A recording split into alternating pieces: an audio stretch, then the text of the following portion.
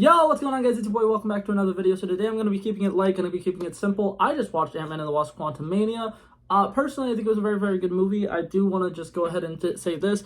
I'm not going to be spoiling anything in this. This is just my initial thoughts. Tomorrow we'll be making a full-on review. That video will have spoilers, and that video should be up around 2 p.m., 3 p.m. tomorrow. I'm also going to be making little videos on the post-credit scenes and how the ending was, and there was a little something at the end that I thought was going to happen, and then it didn't. So there was a little problem I had with the ending of the movie, so I'm probably going to make a little video separately on what I thought the problem with the ending of the movie was. But overall, I think that the movie was really, really good. I think it is definitely overhated on. Watching the movie, I think that all the action sequences worked really well. All the actors and actresses performed really well. I think that they did a good job of introducing us to the quantum realm and explaining certain things about the quantum realm. I think Michelle Pfeiffer nailed her role as Janet Van Dyne. I think that Jonathan Majors absolutely killed his role as King the Conqueror. I think that he was a very intimidating villain. He definitely seemed to have the attributes that you would want from somebody who's going to be a big bad of the entire MCU. He was a very great villain. His monologues and stuff that he had in this movie were fantastic. That was one of my favorite things about the Loki TV show when that came out, was his monologues, his ability to speak and really kind of intrigue you and draw you in with just his words. It was really, really good. The way that they set him up as being the bad guy was really, really good. And I like the fact that they spent a lot of the earlier parts of the movie not introducing him quite yet, because we all know King the Conqueror is going to be the bad guy of the movie, and we're all waiting for it. So when he finally shows up, it actually is kind of like a really sweet moment. It's kind of like a rewarding moment for the fans.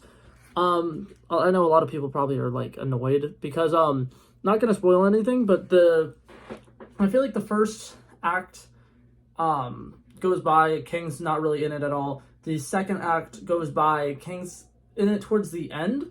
I feel like a lot of people are probably like, that's way too long to wait to introduce the villain. I think that the way that they built the suspense, the way that they drew out everything was really, really good. And then he finally was introduced in the middle of the second act. It was fantastic. He was very intimidating, very scary. MODOK in this was actually really, really good. I like the way that they did it. I know a lot of people had problems when they found out that Corey Stoll was playing him, and they were like, oh my god, it's going to be Darren Cross, what the hell? I think that the way that they tied it in was really well. I think that the way that they did it sets it up well, that if they want to introduce another MODOK and have it the MODOK from the comics, they can, and it wouldn't be a problem. But that being said, overall, I think that this movie was very solid. I think that it definitely is overhated. If you were the kind of person who read the reviews, it was kind of like, I don't know if I'm going to go watch it. I definitely think you should go watch it. It was definitely great. It was definitely worth watching. In my opinion, I think it was better than Doctor Strange and the Multiverse of Madness when I watched that one in theaters. I think it was better than, I'm trying to think, what was the other one?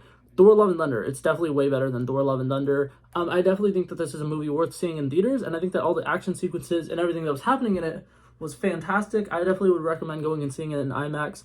The CGI throughout the entire scenes and the sequences where you're watching the quantum realm looks fantastic. Some of the characters who are introduced in this are really interesting. I know some people will be like, oh, some of the characters were underdeveloped. I think it was pretty good. I think that it was solid. It gave us enough for us to be interested in the characters, and it didn't oversell us on, hey, here's this exposition, here's this exposition, here's this exposition. It gave us what you would want from an action movie, which was plenty of action, plenty of fights.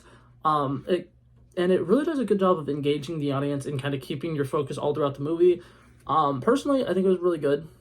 I'm not going to give it an official score. Tomorrow when I do my official review, I will, but I just wanted to go ahead and make a quick video telling you my initial thoughts.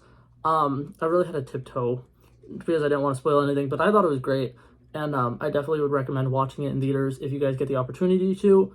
But yeah, that's it for this video, guys. Hopefully you guys enjoyed it, and I'll see you guys in the next one. Peace out.